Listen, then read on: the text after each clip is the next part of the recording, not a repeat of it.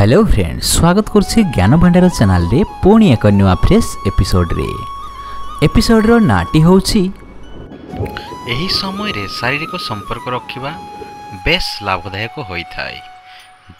जानन्तु सहवासर सठिक टाइम। उभय पुरुष और महिला पाई शारीरिक संपर्क बेस गुरुत्वपूर्ण। परिवार को आगक बढ़ाइबारे सहायता करिबा सह स्वामी स्त्री रो संपर्क को मध्य निबिड़ करिथाय। यह द्वारा शरीर को मध्य विशेष लाभ मिले। तेबे जदि आपण ठीक समय संबंध रखिबे तेबे यह अधिक लाभ प्रदान करिथाय। एक रिसर्च मुताबक सकाळे सेक्स करिबा शरीर पई लाभदायक होइथाय।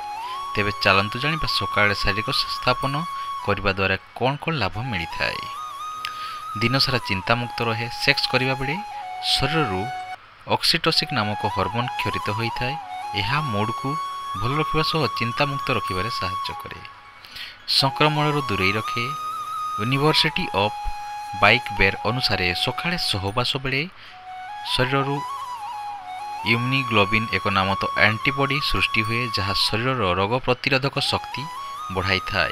यह द्वारा संक्रमण आशंका 30% कम रही थाए।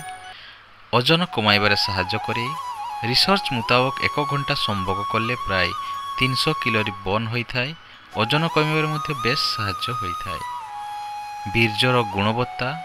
सिडनी IVF क्लिनिक रिसर्च मुताबक सकाळे सेक्स करिबा द्वारा बीर्जर गुणवत्ता 12% बढ़ी जाए। यह द्वारा सेक्स संबंधी समस्या दूर होइथाय। त्वचारे चमक आसे। सकाळे सेक्स करिबा द्वारा शरीर रे इस्ट्रोजेन रो स्तर द्रुत गति रे बढ़ी थाय। फल त्वचा और केश को प्रचुर परिमाण अम्लजान मिले। यह द्वारा त्वचारे चमक मध्य आसी थाए।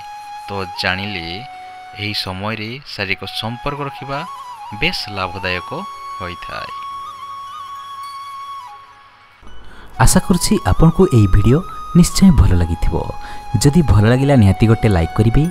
आउ ए पर्यंत ज्ञान भंडार चैनल सहित जोडी होई रहते हम चैनल को निश्चय सब्सक्राइब करिवे। धन्यवाद।